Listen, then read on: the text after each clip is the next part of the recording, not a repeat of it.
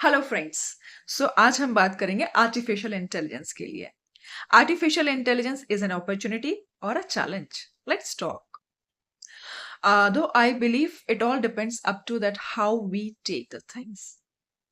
Because technology is something, as we know, there are always certain pros and as well as cons also.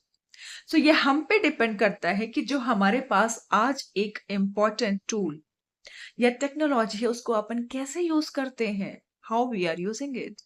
Either we are taking its advantage और हम अपने research में, technically अपने education में, medical में, banking में, sciences में, there are many fields are there, वहां पे हम पॉजिटिवली इसका इस्तेमाल कर रहे हैं या अगेन इन अ नेगेटिव वे।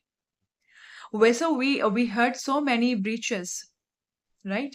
कुछ हॉस्पिटल्स के, एम्स के, आपके गवर्नमेंट ऑफिशियल्स के, recent I come to know किसी एक बैंकिंग के कि बहुत सारा डेटा ब्रीच हो रहा है।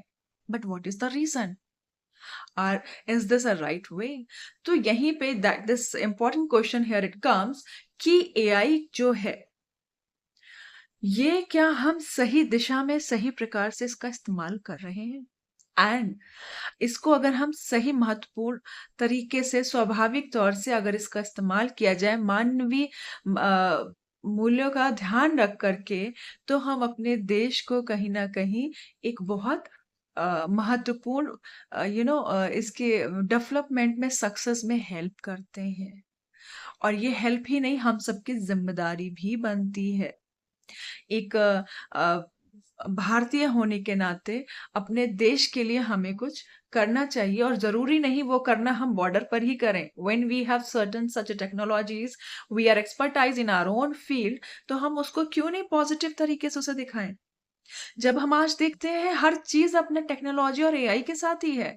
आप मोबाइल फोन की बात करो, आप टीवी की बात करो, रिकॉर्डिंग्स की बात करो, ब्लॉगर्स की बात करो, zero phase video and content creations की बात करिए। आजकल तो creation industry, it has boom like anything, right. along with it, if we talk about the science, the medical and the treatments, many more things are there. If we say surgeries, correct, bankings, घर बैठे बैठे we are able to do so many lot of things we are able to get. Even a part of it, you see your, if you notice our day to day regular routine, uh, हमें अगर एक product भी if you have to buy, we can easily check with the help of technology that either the product is good enough for the particular person, for this particular place और that corner, और if we have to adjust somewhere and X Y said it extra.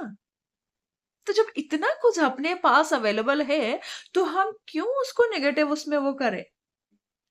खैर, ये एक topic है जिसपे मुझे आपके साथ बात करना था और आपकी कुछ महत्वपूर्ण राय चाहिए थी। आप क्या कहते हैं? आने वाला समय, जी हाँ, बिल्कुल सही सुना आपने।